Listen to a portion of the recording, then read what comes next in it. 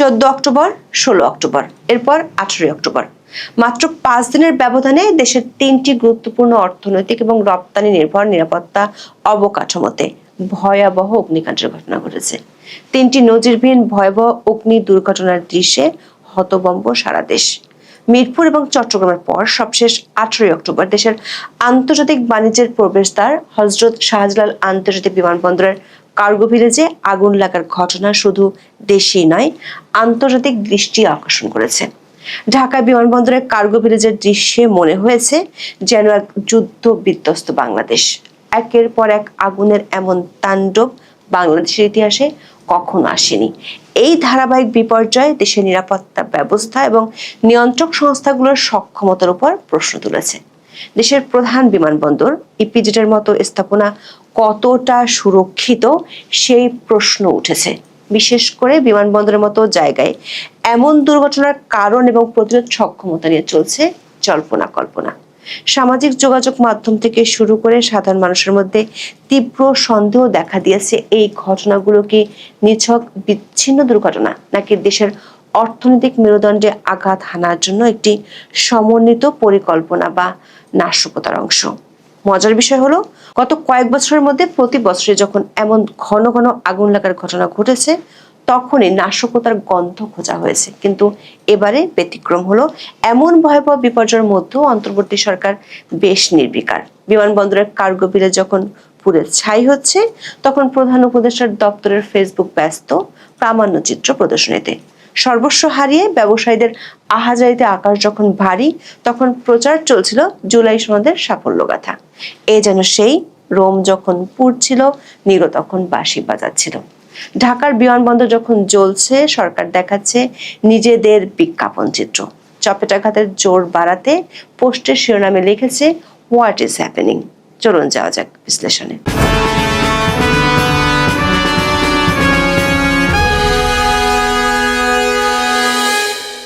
হযরত শাহজালাল আন্তর্জাতিক বিমানবন্দরের কার্গো ভিলেজে আগুন লাগে 18 অক্টোবর বেলা 2:15টার দিকে। শাহজালাল বিমানবন্দরের পোস্ট অফিস ও হ্যাঙ্গারের মাঝামাঝি স্থানে কার্গো ভিলেজ। আগুন লেগেছে আমদানির কার্গো কমপ্লেক্সের ভবনে। এটির অবস্থান বিমানবন্দরের 8 নম্বর গেটের পাশে। এই গেটকে হ্যাঙ্গার গেট বলা হয়। আমদানি কার্গো কমপ্লেক্সে গেট আছে 3টি। আগুন লাগে কমপ্লেক্সের উত্তর দিকে 3 নম্বর গেটের পাশে।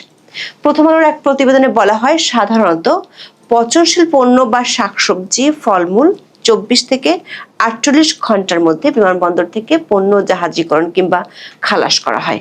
আবার অনেক সময় তৈরি পোশাক মালিকেরা বিদেশি ক্রেতার কাছে দ্রুত পণ্যের চালান পাঠাতে আকাশপথ ব্যবহার করেন। বিমানে ওঠানোর আগে সেসব পণ্য থাকে কার্গো ভিলেজে, অর্থাৎ রপ্তানির অপেক্ষায় থাকা পণ্যের পাশাপাশি আমদানি হওয়া বিপুল পণ্য ছিল সেখানে। কেপিআইভুক্ত অত্যন্ত গুরুত্বপূর্ণ স্থাপনায় আগুনের সূত্রপাত কিভাবে তা জানা যায়নি, তবে দ্রুত তা ছড়িয়ে গিয়ে ভয়াবহ রূপ নেয়। আগুনের তীব্রতা এত বেশি ছিল যে বিমানবন্দর কর্তৃপক্ষ ফ্লাইট ওঠানামা সাময়িকভাবে স্থগিত করতে বাধ্য হয়। কয়েকটি আন্তর্জাতিক ফ্লাইট চট্টগ্রাম, সিলেট এবং কলকাতায় ডাইভার্ট করা হয়। ফায়ার সার্ভিসের 13টি স্টেশনে 37টি ইউনিট যোগ দেয় আগুন নেভানোর কাজে। সেনাবাহিনী, বিমান বাহিনীর 2টি ফায়ার ইউনিট এবং নৌবাহিনী, বিজিবি সহ আইন শৃঙ্খলা বাহিনীর বিপুল সংখ্যক সদস্য যোগ দেন। তবে সবার সম্মিলিত চেষ্টাও খুব একটা কাজে আসেনি। বিমানবন্দরের ক্যানোপি 1 এবং ক্যানোপি 6 পর্যন্ত, বিমানের স্টোর রুম, বিজিএমই এর কুরিয়ার সেকশন সব জায়গায় ছড়িয়ে যায় আগুন। দেশের প্রধান বিমানবন্দরে সব ধরনের উড়োজাহাজ ওঠানামা সাময়িকভাবে বন্ধ ঘোষণা করা হয়। দেশের ইতিহাসে বিমানবন্দরে এত ভয়াবহ বিপর্যয়ের ঘটনা আর কখনো ঘটেনি। বিমানবন্দরের নিরাপত্তায় বিশেষায়িত ফায়ার ফাইটার ইউনিট থাকার পরেও আগুন কিভাবে এত ভয়াবহ রূপ নিল সেটি এখনো অস্পষ্ট। কার্গো ভিলেজের এক কর্মচারী আজকের পত্রিকাকে জানান তারা কাজ শেষে চলে যাওয়ার 10 মিনিট পরে আগুন লাগে। আমদানি কার্গো ভবনের 2 নম্বর কুরিয়ার গেট থেকে সূত্রপাত। আগুন লাগার দিনটিকে ঘিরেও প্রশ্ন তৈরি হয়েছে অনেকের মনে। সাপ্তাহিক ছুটির কারণে শুক্র শনিবার কার্গো ভিলেজ থেকে পণ্য খালাস বন্ধ ছিল। এ কারণে সেখানে অনেক পণ্য জমেছিল যা ছাড় করার কথা ছিল রোববার। ফলে সপ্তাহের অন্য দিনের তুলনায় শনিবার আগুন লাগায় ক্ষতির পরিমাণ কয়েক গুণ বেড়েছে। আমদানিকারকদের ধারণা কয়েক হাজার কোটি টাকার পণ্য পুড়ে ছাই হয়ে গেছে। বাংলা ট্রিবিউনের প্রতিবেদনে বলা হয়, কার্গো ভিলেজ কবে আবার সচল হবে তা নিয়েও তৈরি হয়েছে সংশয়। কার্গো ভিলেজের এক কর্মকর্তা জানান, স্কাই ক্যাপিটালের গুদাম থেকে আগুনের উৎপত্তি, সেখানে কেমিক্যাল থাকার কারণে মুহূর্তে আগুন ছড়িয়ে পড়ে। দর্শক, মাত্র কয়েকদিন আগে কার্গো নিরাপত্তায় আন্তর্জাতিক স্বীকৃতি পেয়েছিল বেসামরিক বিমান চলাচল কর্তৃপক্ষ বিবেচক।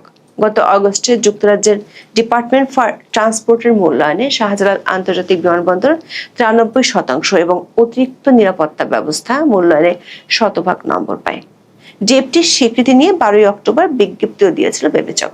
এর 6 দিনের মাথায় দেখা গেল অনেকটা বাধাহীনভাবে পুড়ে ছারখার হলো বিমানবন্দরের কার্গো ভিলেজ। প্রশ্ন উঠেছে, এই ব্যর্থতার দায় কাদের? আবার এটি কি সাধারণ কোনো দুর্ঘটনা নাকি বড় ধরনের নাশকতা? দর্শক, শাহজালালের কার্গো ভিলেজ যেভাবে ঘন্টার পর ঘন্টা ধরে পুড়েছে তার নজির সারা বিশ্বে নেই। কোনো বিমানবন্দরে অগ্নি নির্বাপন ব্যবস্থা এতটা নাজুক হওয়ার কারণ নিয়ে উঠেছে প্রশ্ন। ঘটনার শুরুর দিকে বিভিন্ন টেলিভিশনের লাইভে দেখা যায় কোন প্রক্রিয়া আগুন নেভাতে হবে সেটি ঠিক করতে হিমশিম খাচ্ছিলেন সংশ্লিষ্টরা। দেশের ভয়াবহ বিপর্যয় নিয়ে সরকারের উদাসীনতাও অনেকের চোখে পড়েছে। বিশেষ করে প্রধান উপদেষ্টার দপ্তরের নির্লিপ্ততায় সমালোচনা চলছে সোশ্যাল মিডিয়ায়। দেশের প্রধান বিমানবন্দর যখন জ্বলছে তখন প্রধান উপদেষ্টার প্রেস টিমের ব্যস্ততা দেখা গেছে পিআর ক্যাম্পেইন নিয়ে। আগুন লাগার প্রায় 9 ঘন্টা পর বিষয়টি নিয়ে একটি বিজ্ঞপ্তি শেয়ার করা হয় প্রধান উপদেষ্টার ফেসবুক পেজে। দাবি করা হয় বিমানবন্দরের আগুন সম্পূর্ণ নিয়ন্ত্রণে। বিজ্ঞপ্তিটি দেন বেসামরিক বিমান পরিবহন ও পর্যটন মন্ত্রণালয়ের তথ্য ও জনসংযোগ কর্মকর্তা তরিকুল ইসলাম। বলা হয়, ফায়ার সার্ভিস ও বিমানবন্দর কর্তৃপক্ষের সঙ্গে ঘনিষ্ঠভাবে সমন্বয় করে নিশ্চিত করা যাচ্ছে আগুন সম্পূর্ণ নিভে গেছে।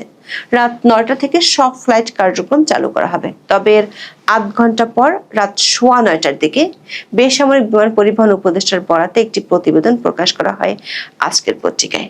এতে বলা হয়, এখনো যথেষ্ট আগুন রয়েছে, তবে নিয়ন্ত্রণে রয়েছে। দর্শক, খেয়াল করে দেখুন, প্রধান উপদেষ্টার ফেসবুকে শেয়ার করা বিজ্ঞপ্তিতে আগুন পুরোপুরি নিভে যাওয়ার দাবি করা হলেও তার আধ ঘন্টা পর উপদেষ্টা জানাচ্ছেন আগুন নেভেনি। প্রশ্ন হলো, সবার সামনে দৃশ্যমান ঘটনা কেন গোপন করার চেষ্টা চালাচ্ছে সরকার? ব্যর্থতা ঢাকার এই কৌশল দিয়ে কি আগুন চাপা দেওয়া সম্ভব? এর আগে সারা দেশ যখন উৎকণ্ঠিত, প্রধান উপদেষ্টার দপ্তর ছিল নিরুত্তাপ। দিনভর তার ফেসবুকে ভাসছিল লালন আখড়ায় সরকারি উৎসব, জুলাই সনদের হালচাল অথবা আওয়ামী লীগ আমল নিয়ে প্রামাণ্য চিত্রের প্রদর্শনী।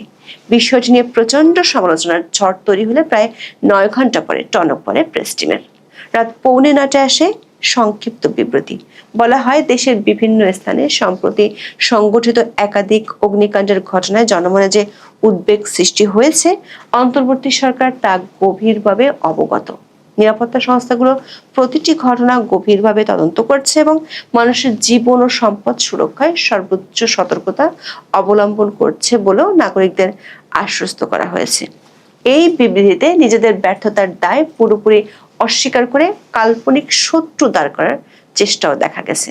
বলা হয়, নাশকতা বা অগ্নিসংযোগের কোনো বিশ্বাসযোগ্য প্রমাণ পাওয়া গেলে সরকার তাৎক্ষণিক ও দৃঢ় পদক্ষেপ নেবে। কোনো অপরাধমূলক কর্মকাণ্ড বা উস্কানির মাধ্যমে জনজীবন ও রাজনৈতিক প্রক্রিয়াকে বিঘ্নিত করার সুযোগ দেওয়া হবে না। যেখানে বিমানবন্দরে আগুনের খবরের আপডেট দেওয়ার কথা ছিল, সেখানে সরকার দায় সারছে কাল্পনিক শত্রু প্রতিহত করার হুঙ্কার দিয়ে। সেই আগের মতোই তদন্তের আগিয়ে দিয়ে দিচ্ছে শাস্তির ঘোষণা। প্রশ্ন হলো, এই কৌশলে সরকারকে নিজেদের দায় এড়াতে পারবে নাকি শত্রু ঘায়েলের উদ্দেশ্যে সব ঘটনাকে ব্যবহার করার লক্ষ্য পরিষ্কার হয়ে উঠছে। দর্শক, বিমানবন্দরের ঘটনায় তাও 9 ঘন্টা পর ঘুম ভাঙলেও গত 5 দিনের মধ্যে ঘটে যাওয়া আরো 2টি ভয়াবহ অগ্নিকাণ্ডের সময় যমুনা ছিল শান্ত, নির্লিপ্ত। মাত্র 5 দিনে এ নিয়ে 3টি ভয়াবহ অগ্নি দুর্ঘটনার সাক্ষী হলো বাংলাদেশ। রাজধানীর মিরপুরের রূপনগর আবাসিক এলাকায় শিয়ালবাড়িতে একটি পোশাক কারখানা এবং তার লাগোয়া একটি অনুমোদনহীন রাসায়নিক গুদামে 14 অক্টোবর দুপুরে ভয়াবহ আগুন লাগে। এই ঘটনায় 16 জন শ্রমিক নিহত হন। 14 অক্টোবরের ঘটনার 2 দিন পর দেশের রপ্তানি অর্থনীতির অন্যতম কেন্দ্র চট্টগ্রামের পতেঙ্গার সিইপিজেড এলাকায় Adams caps and textile limited কারখানায় আগুন লাগে। পুরো ভবনটির ছাদ ধসে পড়ে এবং ব্যাপক আর্থিক ক্ষতি হয়। এই তিনটি ঘটনার মধ্যে শাহজালাল বিমানবন্দরের ঘটনাটি নাশকতার সন্দেহকে সবচেয়ে বেশি জোরদার করেছে।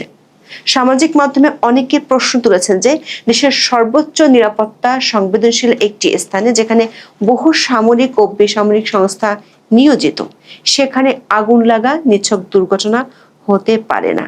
দর্শক, তিনটি ঘটনাস্থলের মধ্যে একটি কমন বিষয় আছে। 5 দিনের মধ্যে ঘটে যাওয়া এই তিনটি ঘটনায় যে স্থানগুলোতে আগুন লেগেছে প্রত্যেকটি দেশের অর্থনৈতিক মেরুদণ্ডের সাথে সম্পর্কিত, বিশেষ করে রপ্তানি খাতের সাথে সরাসরি সম্পর্ক রয়েছে। আবার প্রতিটি ক্ষেত্রেই বলতে গেলে অসহায়ভাবে পুরো স্থাপনা ছাই হতে দেখেছেন ফায়ার ফাইটাররা। বিশেষ করে চট্টগ্রামের সিইপিজেড গার্মেন্টসের পর ঢাকার বিমানবন্দর দুটি সুরক্ষিত এলাকা। এরপর এমন দুটি সুরক্ষিত এলাকায় আগুন লাগার ঘটনা আন্তর্জাতিক দৃষ্টি আকর্ষণ করবে, এটাই স্বাভাবিক। এতে বাংলাদেশের বৈশ্বিক বাণিজ্যের ভাবমূর্তি মারাত্মকভাবে ক্ষুণ্ণ হওয়ার আশঙ্কাই থেকে যায়। আমাদের অনুসন্ধান বলছে বাংলাদেশে এই নাশকতার সন্দেহটা নতুন কিছু নয়। 2024 সালের মার্চ মাসে, মানে গত আওয়ামী লীগ সরকার আমলে হঠাৎ করে ঘন ঘন আগুন লাগার ঘটনা ঘটে। অনেকেই তখন নাশকতার সন্দেহ করেছিল।